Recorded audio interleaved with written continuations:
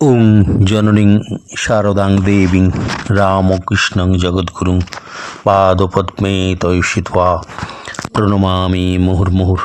নমস্কার। আজ নিবেদিতার ভারত দর্শনের 223তম পর্ব। একটু স্মরণ করিয়ে দিই, আগের দিনের একটু কনফিউশন ছিল, অনেকেই জানিয়েছেন 222 না 23। আগেরটা আসলে 222 ছিল, এটি 223তম। আমার তরফ থেকে যদি কোনো ভুল ঘোষণা হয়ে থাকে সেটির জন্য ক্ষমা প্রার্থী, কিন্তু এটি 223তম পর্ব। সকলের প্রতি শ্রদ্ধা, শুভেচ্ছা, নমস্কার। যে যেখান থেকে, পৃথিবীর যে প্রান্ত থেকে এই নিবেদিতার ভারত দর্শনের একান্ত সত্রী মণ্ডলীর মধ্যে একজনের ভূমিকায় রয়েছেন, তাদের সকলের প্রতি ঐকান্তিক শ্রদ্ধা বারবার জানাই, কারণ আপনাদের আগ্রহী নিবেদিতার ভারত দর্শন আজকে 223তম পর্ব অনুষ্ঠিত হচ্ছে। আমরা পরপর 3টি বড় উৎসব অতিক্রম করেছি: দুর্গা পুজো, কালী পুজো, জগদ্ধাত্রী পুজো। এইবার রাস উৎসব চলছে। এই রাস উৎসবের নিবেদিতার ভারতবর্ষের সমস্ত দেবদেবীর প্রতি একটা আলাদা শ্রদ্ধা ছিল। তার কালীর প্রতি যেমন আলোচনা এর আগের দিনে করেছি কিছুটা, জগদ্ধাত্রীকে তিনি কী রূপে জানতেন সেটা কিছুটা আলোচনা করা হয়েছে। আবার নিবেদিতার ভারতবর্ষের দেবদেবী খ্রিস্টীয় ধারায় যে ব্রহ্ম ধর্মে যারা বিশ্বাসী, তাদের মতনই পৃথিবীর ইউরোপিয়ান কান্ট্রিগুলোতে বিশেষ করে ঈশ্বরের ওই রকম অস্তিত্বকে তারা দেখেন না। তারা পিতৃতান্ত্রিক একটি শক্তির বিশ্বাসী। কোনো মূর্তি বা দেবতা একটি মূর্তির মধ্যে অধিষ্ঠান করছে, সেটি তারা দেখতে বা ভাবতে স্বীকার করেন না। ভারতবর্ষও সেই ব্রাহ্ম ধর্মের বেশ কিছু মানুষের মধ্যেও ওই খ্রিস্টীয় ভাবটি অনেকটাই একই রকমভাবেই তাদের মধ্যেও দেখা যেত একটা সময়। কিন্তু এখন ভারতবর্ষ শক্তির একটি পীঠ, নিবেদিতা সে স্বীকার করেছেন। মাতৃতান্ত্রিক এই দেশ, তাদের দেশকেও দেশমাতৃকা বলা হয়। দেব দেবীদের সমস্ত শক্তির সমাহার, সেটিও শক্তির এক নারী মূর্তি। নিবেদিতার দৃষ্টিতে সেটি ধরা দিয়েছে, এবং আমরাও যুগ যুগ ধরে সেটি জানা থাকলেও আমরা সেটি প্রকাশ করি না, বা সেটিকে আমরা সেইভাবে মানুষের কাছে তুলে ধরার চেষ্টা করি না, যেটি নিবেদিতা আমাদের চোখ খুলে দিয়ে গেছেন। তার প্রতিটি উৎসবের প্রতি উৎসাহ এবং আনন্দ আমরা বারবার লক্ষ্য করেছি। এই রাস উৎসব সম্পর্কে তার যে ধারণা, সেটি তিনি কী বলছেন সেগুলো তার দৃষ্টিকোণ থেকে আমরা তুলে ধরার চেষ্টা করব। শ্রীরামকৃষ্ণদেব এই রাস উৎসব এবং রাধাকৃষ্ণের এই লীলাকে এই সপ্তাহের মধ্যেই স্বামী বিজ্ঞানানন্দজির জন্মতিথি গেল। সেই বিজ্ঞানানন্দজিকে তিনি যখন তার বিশ্বাস শ্রীরামকৃষ্ণদেবের প্রতি দৃঢ় থেকে দৃঢ়তর হওয়ার দিকে এগোচ্ছে, প্রথমের দিকে সেটি রাধাকৃষ্ণের কথা যখন তিনি বলছেন যে ওই যে লীলা করেছেন কৃষ্ণ গোপিনীদের সাথে, সেই কৃষ্ণই হচ্ছে আমি, প্রথমে স্বীকার করেননি। তারপরে তার ওই রাধা রাধা বা ওই গোপিনীদের যে ব্যাকুলতা, যে বিরহ কৃষ্ণের প্রতি, সেই কথা ভাবতে ভাবতে, সেই কথা বলতে বলতে, সেই কথার মধ্যে থাকতে থাকতে ঠাকুরের সমাধি এবং তার মধ্যে তার আচরণগুলি দেখতে দেখতে হরিপ্রসন্ন তথা বিজ্ঞানানন্দজি তিনি তার সমস্ত শ্রীরামকৃষ্ণদেবের প্রতি যে সন্দেহগুলি ছিল সেগুলি যেন সব দূরীভূত হয়ে গেল। অর্থাৎ তিনি শ্রীকৃষ্ণ, গোপিনীদের বিরহের কেন্দ্রবিন্দু। এই শ্রীকৃষ্ণকে রাধিকা শুধু নয়, সমস্ত গোপিনীদের কেন্দ্রবিন্দুতে প্রতিষ্ঠিত। আমরা ভারতীয় বৈষ্ণব শাস্ত্রে যেভাবে শ্রীকৃষ্ণকে দেখি, সেটি শ্রীরামকৃষ্ণদেব স্বয়ং বুঝিয়ে দিয়ে গেছেন। তিনিই আসলে সেই কৃষ্ণ যিনি দাপরে এসেছিলেন। তার আগে ত্রেতাতে যিনি রামরূপে এসেছিলেন, তিনিও তিনি। অর্থাৎ এই শ্রীরামকৃষ্ণ কেন্দ্রিক রামকৃষ্ণ ভাবধারার মধ্যে নিবেদিতা সেটি ভারতবর্ষের উৎসবগুলিকে তিনি একটি একটি ফুলের মতো মালা আকারে গেঁথে দিয়ে গেছেন। তার রচনা সংকলনের মধ্যে আমরা দেখব, সংকলনের মধ্যে দুর্গাপুজো, রাস, দোলযাত্রা এক একটি অধ্যায়ের রূপে পরিস্ফুটিত হয়েছে। আমরা এর আগে অনেকবার হয়তো আলোচনার মধ্যে এনেছিলাম যোগিন মা। শাস্ত্র, আমাদের পুরাণ সম্পর্কে নিবেদিতাকে অনেক তথ্য দিয়েছেন। তার ফলশ্রুতি the cradle tales of Hinduism, তিনি সেই বইটির মধ্যেও তার ঋণ স্বীকার করেছেন যোগিন মায়ের কাছে। সেই যোগিন মায়ের কাছে সমৃদ্ধ হয়েছিলেন ভারতবর্ষের পূজা পার্বণ এবং পুরনের রীতিবাত্য নিয়ে। আমরা এখন রাস উৎসবের কথা বলছিলাম, এই নিবেদিতার দৃষ্টিতে সেটিকে আমরা তুলে ধরার চেষ্টা করব। তিনি কিভাবে ভারতবর্ষের সমস্ত এই উৎসবগুলির মধ্যে রাস উৎসবটিকে তার নিজের জীবনে গ্রহণ করে সেটিকে প্রকাশ করে গেছেন। তিনি একটিকে লিখছেন, কার্তিক পূর্ণিমার পর দ্বিতীয়া তিথিতে যখন কালপুরুষ নক্ষত্রমণ্ডল দক্ষিণের আকাশে উজ্জ্বল হয়ে শোভা পাচ্ছে, রাত শেষ হওয়ার ঘন্টা দুই আগে আমরা বাড়ির দরজা খুলে নিঝুম রাস্তায় বেরিয়ে পড়লাম। মধ্যরাতের প্রশান্তি আমাদের ঘিরে আছে। কিছুটা নিষ্প্রভ চাঁদ যেন রাতের তমিস্রাকে কৃষ্ণতর করে তুলেছে। রাতের তমিস্রাকে কৃষ্ণতর করে তুলে দিচ্ছে, মানে এই তমিস্রাকে কৃষ্ণতর করে তুলছে, মানে এই যে পূর্ণিমাটা পেরিয়ে গেল, এইবারে ক্রমশ সেটি তো অমাবস্যার দিকে এগোবে। একটি একটি করে প্রহর গুনতে গুনতে আমরা দেখব সেটা কৃষ্ণপক্ষের ক্রমশ এগিয়ে চলা। সেটি আমাদের পূর্ণিমা থেকে অমাবস্যা যাত্রার যে চাঁদের গতি, সেটিকে নির্ধারণ করে আমাদের সামনে তুলে ধরে। তাই এই কৃষ্ণতর থেকে কৃষ্ণতম দিকে এগোবে। উজ্জ্বল তারার দলকে উজ্জ্বলতর দেখাচ্ছে। তিনি লিখছেন, বাতাসে শীতলতার মৃদু আমেজ। মন্দিরের কাছাকাছি পৌঁছাতে আমাদের পাশ দিয়ে চাদর গায়ে অবগুণ্ঠিতা দু একজন মহিলা দ্রুত পায়ে হেঁটে গেলেন। তাদের খালি পা মাটি স্পর্শ করছে যখন, তার শব্দ আমাদের মৃদু পদশব্দের চেয়েও মৃদুতর। অতি সংকীর্ণ গলিপথ দিয়ে আমাদের মন্দিরে পৌঁছাতে হবে। সামনের আয়তকার চত্বরটির একটি প্রাপ্ত রাস্তার উপর একটি খিলানের তলায়, তার ডাইনে বাঁয়ে দুপাশেই সারিবদ্ধ গৃহ। আমাদের ডান দিকের পাঁচিলটি থেকে খানিকটা দূরে মন্দির এবং নাদ মন্দিরের প্রবেশপথ। পথটি শেষ হয়েছে একটি গলাকার গম্বুজাকার গৃহের সামনে। সেটি মাটি থেকে বেশ খানিকটা উঁচুতে। তাকে বেষ্টন করে আছে প্রদক্ষিণ পথ, যার দুদিকেই সিঁড়ি। মূল মন্দিরের সামনে এই প্রার্থনা গৃহটি সারা বছর দাঁড়িয়ে থাকে মুক্তদ্বার, নীরব এবং নির্জন অবস্থায়। তবে আজ সকাল থেকেই সে আর নির্জন নয়, কারণ গম্বুজের নিচে বেদিতে কুসুম দলায় রাধাকৃষ্ণের যুগল মূর্তি স্থাপন করা হয়েছে। মধ্যরাত্রিতে গর্ভগৃহ থেকে শোভাযাত্রা সহকারে তাদের এখানে আনা হয়েছে। বাইরে সিঁড়ির উপর প্রদক্ষিণ পথে নতশির অবগুণ্ঠিতা মহিলারা সারি বেঁধে নীরবে প্রদক্ষিণ করছেন। ঘোমটার তলায় তাদের জপের মালা দেখা যাচ্ছে। বোঝা যাচ্ছে যে তারা জপে নিমগ্ন, যেন কোথাও এতটুকু চাঞ্চল্য নেই। মন্দিরে ঢুকে আমরা বিস্ময়ে হতবাক। মন্দির চত্বরটি আলোয় আলোকময়। ভেতরের প্রাঙ্গণটি দড়ির সীমানা দিয়ে দুভাগ করা, যেখানে বৃন্দগানের দুটি দল মাটিতে বসে দোতারা বাজিয়ে ভজন গেয়ে চলেছে। দুদিকের দেয়াল ঘেঁষে সারিবদ্ধ ছোট ছোট খুপড়িতে নানা দেবতার মূর্তি। ঘরকন্যার বাসন কুসন এবং ধামা ডালা ঝুড়ি প্রভৃতি কেনাবেচা হচ্ছে। আর ভক্ত ও ক্রেতা বিক্রেতাদের মধ্য দিয়ে শত শত মহিলা আসা যাওয়া করছেন।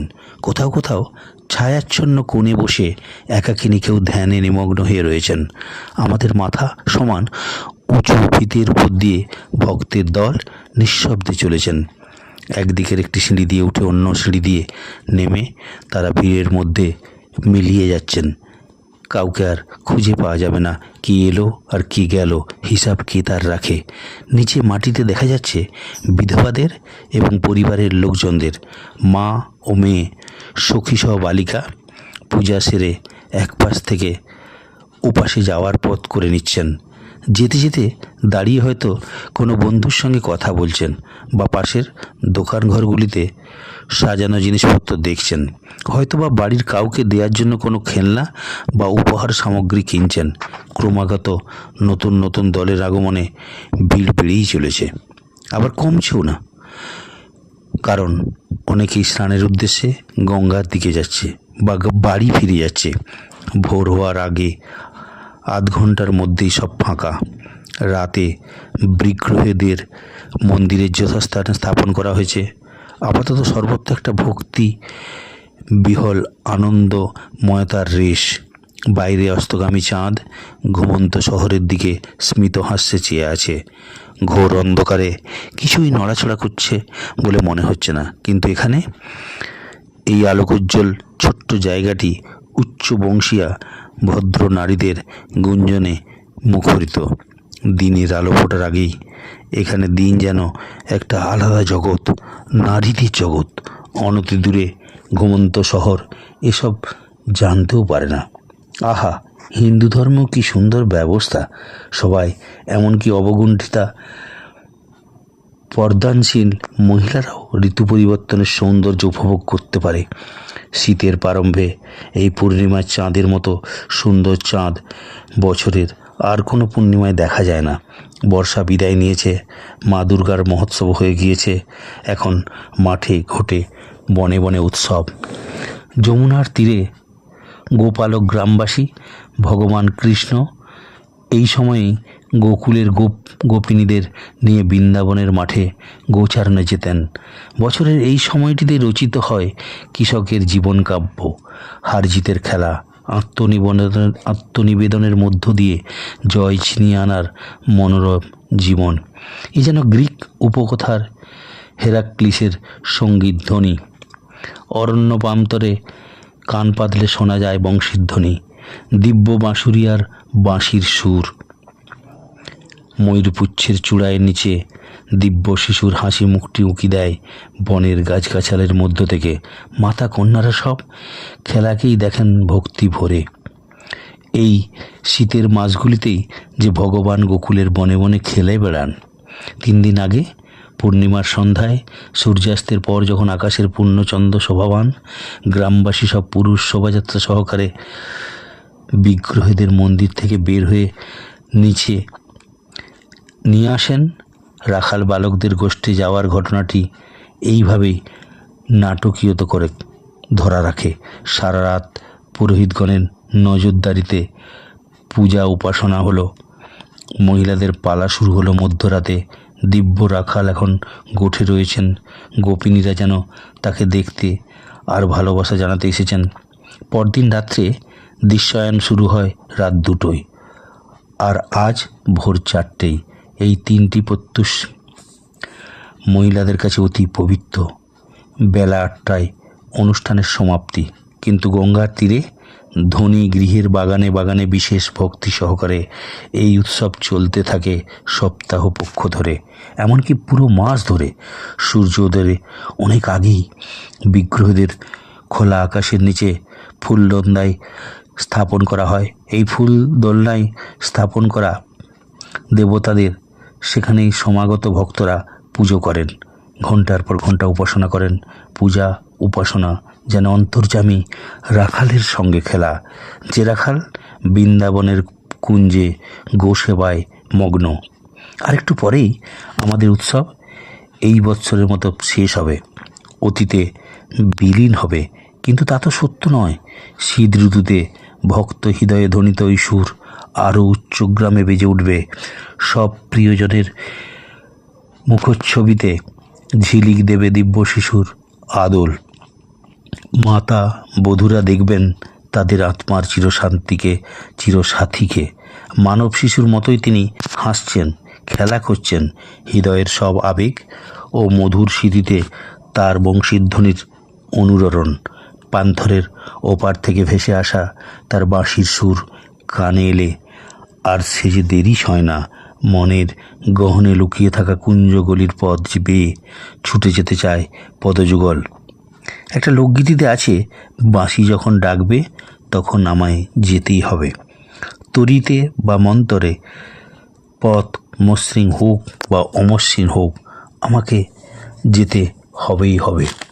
আসলে ভারতবর্ষের এই মহিমা বনের কণ্টকাকীর্ণ পথেও আমাকে যেতে হবে। আমার প্রান্তরে আমি কাঁটা ছড়িয়ে রাখি প্রতিদিন, সেগুলো মারিয়ে যাওয়ার অভ্যাস করি যদি বৃষ্টির মধ্যে তার ডাক আসে। তাই আমার চলার পথে জল ঢেলে রাখি। কেন? যখনই ডাকবেন আমাকে যে যেতেই হবে দ্রুত। পথে আমার পা যেন না পিছলায়। রাসমেলা বছরে একবার আসে আর শেষ হয়ে যায়, একথা যারা ভাবে তারা মূর্খ।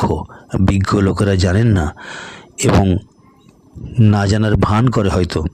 বিজ্ঞ লোকেরা সত্যিই জানেন যে যমুনা পুলিনের কুঞ্জবনী মানুষের জীবন, সেখানেই হৃদয় দেবতার চির অবস্থিতি। কাজে কর্মে বিচিত্র আনন্দে যিনি ভরিয়ে রাখেন, আত্মাকে ডেকে নিয়ে যান উঁচু থেকে আরও উঁচুতে গোপন আনন্দ লীলায়। আসলে ভারতবর্ষের হিন্দু ধর্মের মাহাত্ম্য সম্পর্কে বিশ্বাসযোগ্য অনেক কথা নিবেদিতা শুনেছেন, কিন্তু সেগুলোকে তিনি ভারতীয় ভাবনাতেই ভেবে চিনতে ভারতীয়দের মধ্যে মনে আনন্দের সঞ্চার তৈরি করেন। এবং বিভিন্ন ধর্মের যে ভাবনা, সব ধর্মের মধ্যেই যে এই রকম আনন্দের বার্তা রয়েছে, তারা সেটা সঠিকভাবে খুঁজে বেড়ান না বলেই ভারতীয়দের সাথে তাদের তফাৎটা এখানেই। আসলে ভারতবর্ষের দেবদেবী ধর্ম নতুন ধারায় কিন্তু প্রবাহিত হয়নি। পুরাণকে সত্যিকারের শ্রদ্ধা জানিয়ে তারা তাদের এক এক সময় এক এক দেবতাদের চিন্তায় তারা নিজেদেরও বিভোর করে রাখে। ভারতবর্ষ যুগ যুগ ধরে হিন্দুদের এই মহিমাকে সামনে রেখে তাদের শক্তির আরাধনা করে থাকে। আসলে ভারতবর্ষের মধ্যে এই বিভিন্ন পূজা উৎসব, এইগুলো প্রতিনিয়ত নতুন নতুনভাবে নতুন নতুন পুজোর ছলে আমাদের কাছে দেখা দেয়। কখনো জন্মাষ্টমী, কখনো সরস্বতী পুজো, কখনো দুর্গা পুজো, এসবগুলি আমাদের মধ্যে আসে। আবার দোলযাত্রা, এগুলি সব একের পর এক আসে। আসলে ভারতবর্ষের দেবদেবী ঐতিহ্য মনীষা নিবেদিতার মনকে এক ভারতীয় হয়ে ওঠার সুপথে গমনের ঠিকানাদাত্রা। সেই ঠিকানা পেয়েই নিবেদিতা ছুটেছিলেন ভারতবর্ষের এক একটি প্রান্তে, যেখানে যে উৎসব মারাঠাদের যখন দশেরা উৎসব হয়, সেখানে ছুটে গিয়ে এক রূপ দেখেছেন। কলকাতার বুকে দুর্গাপুজোর যে আবহাওয়া, তাকে পৃথিবীর সমস্ত শক্তির, সমস্ত দেবদেবীর, ঈশ্বরের শক্তিকে এক নারীর মধ্যে কল্পনা করে, সে নারীর আবার শুধু নারীত্বের মধ্যে, দেবী সত্তার মধ্যেই তাকে দেখা হচ্ছে না। বাঙালিদের কাছে এই দেবী দুর্গা, হৈমবতী, উমা, সতীরূপে একদম বাঙালি বাড়ির কন্যার মতোই সে গৌরী বা হৈমবতী উমা রূপেই কিন্তু বাপের বাড়িতে আসার কাহিনী তৈরি করে দেয়। সে কাহিনীকে সামনে রেখে আবর্তিত হয় বছরটি ধরে গ্রাম বাংলার মানুষ, শহরে মানুষ, ধর্মভীরু ঐতিহাসিক ভারতবর্ষের হিমালয় এবং প্রকৃতি সমস্ত মিলে ভারতবর্ষের আধ্যাত্মিক বাতাবরণকে শ্রদ্ধা জানাবার জন্যই যেন নতুন নতুন উৎসবের আয়োজন। সেই উৎসবের মধ্যে প্রাণকেন্দ্রে লুকিয়ে থাকে এক এক দেবী রূপে এই পুরাণের এক একটি সত্তা, সেটিকে খুঁজে বেড়ায় ভারতবর্ষের পুরাণ কেন্দ্রিক আধ্যাত্মিক কেন্দ্রিক মানুষগুলি। তারা আসলে চায় ভারতবর্ষকে ভারতবর্ষের মতোই বেঁচে থাকতে দেখতে, কারণ ভারতবর্ষকে বাঁচিয়ে রেখেছে, ভারতবর্ষকে উজ্জীবিত করে রেখেছে, সজীবিত করে রেখেছে ভারতবর্ষের মহিমাময় পুরাণ কাহিনীগুলি। সেখান থেকে তারা শক্তি পায়, সেই শক্তিকে সামনে রেখে নিজেদের জীবনগুলিকে সুসংগঠিত করে।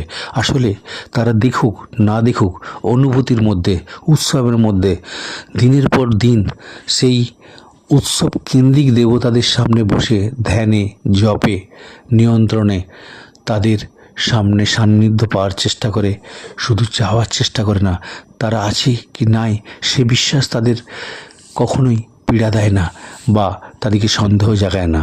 তারা দৃঢ় বিশ্বাসী, এই ঈশ্বর ছিল, এই ঈশ্বর আছে, এই ঈশ্বর থাকবে। আমাদের তার কাছে বসে তার সাধনা করে তার উপলব্ধি নিয়ে তাকে জাগ্রত করা এবং তার মধ্যে প্রাণ সঞ্চার করে নিজেদের সেই আনন্দের শরিক হওয়া, এটি ভারতীয়দের মধ্যে ভারতীয়ত্ব বোধে প্রস্ফুটিত চিন্তার বিকিরণ মাত্র। আমরা ভারতীয়রা এটা জানি বা না জানি, কিন্তু আমরা করে চলি। কিন্তু নিবেদিতা এই করার পেছনে খুঁজে বেরিয়েছেন আসল সত্তাটিকে, তার ইতিহাসকে, তার পেছনের উৎসটিকে। এটি নিবেদিতার চিন্তার মধ্যে আমাদের সাথে বৈশিষ্ট্য। নিবেদিতার বৈশিষ্ট্যতা তার অজানাকে জানার, অচেনাকে চেনার এবং ভারতবর্ষের যে লোকহিতকর লোককল্যাণকারী দেবদেবীর পূজা, সেখানে সে দেশীয় মানুষদের তথায় ভারতীয়দের মধ্যে কি উন্মাদনা আনে সেগুলি দেখতে দেখতে তিনি তার গহরে পৌঁছাবার চেষ্টা করেছেন। এর অন্তরাত্মার মধ্যে কি লুকিয়ে রয়েছে সেটিকে যখন সন্ধান করতে নিবেদিতা গেছেন, তখনই তিনি খুঁজে পেয়েছেন ভারতবর্ষের পুরাণের নতুন নতুন কাহিনীর মধ্যে তার অন্তরাত্মার সন্ধান। সেই অন্তরাত্মা খালি নিবেদিতার চিন্তাতে ধরা দিয়েছিল হয়তো আমাদের দৃষ্টির অগোচরেই। আমরা যে জিনিসগুলিকে এড়িয়ে চলেছি, হয়তো সেগুলিকে নামমাত্র জেনে তার প্রতি শ্রদ্ধাশীল হয়ে আমরা সেগুলিকে উৎসবে আকারে পালন করি। নিবেদিতা সেটি তো করেইছেন, তার সাথে সাথে তার অন্তরটিকে খুঁজে বেরিয়েছেন, যাতে তিনি যারা এই ভারতবর্ষের এই উৎসব পুরাণ আধ্যাত্মিকতা এবং পূজা পার্বণগুলিকে যারা উপহাসাস্পদ করে তুলেছে, চেষ্টা করেছে, পাশ্চাত্যের মানুষরা যখন এগুলিকে নিয়ে হাসাহাসি করেছে, নিবেদিতা তাদের সদুত্তর দেওয়ার উদ্দেশ্যেই ক্রেডল টেলস অফ হিন্দুইজম গ্রন্থের উপস্থাপনা, কালী অব দি মাদারের উপস্থাপনা, দ্য মাস্টার অ্যাজ এ সহিমের উপস্থাপনা, ওয়েভ অফ ইন্ডিয়ান লাইভের উপস্থাপনা, এটি নিবেদিতায় পৌঁছাতে, মার্গারেট নোবেল থেকে নিবেদিতায় পৌঁছাতে আমার মনে হয় এই সব কাহিনীগুলি বোধহয় সত্যিকারের আমরা নিবেদিতার সুচিন্তার সাথে সুপরিচয়ের অধিকারী হব। ভারতবর্ষের উৎসব, কলকাতার উৎসব, বাংলার উৎসব আসলে নিবেদিতার ভারতীয়ত্ববোধের সন্ধান সমার্থক শব্দ হয়ে রয়েছে। অঙ্গশতমা সদ্গময় তমসৌমা জ্যোতির্গময় ওং শান্তি শান্তি শান্তি হরি ওং তৎসৎ। শ্রীরামকৃষ্ণ অর্পণমস্তু। সকলে ভালো থাকবেন। নিবেদিতার ভারত দর্শনের 223তম পর্ব আজ এখানে শেষ করি। সকলকে শুভেচ্ছা।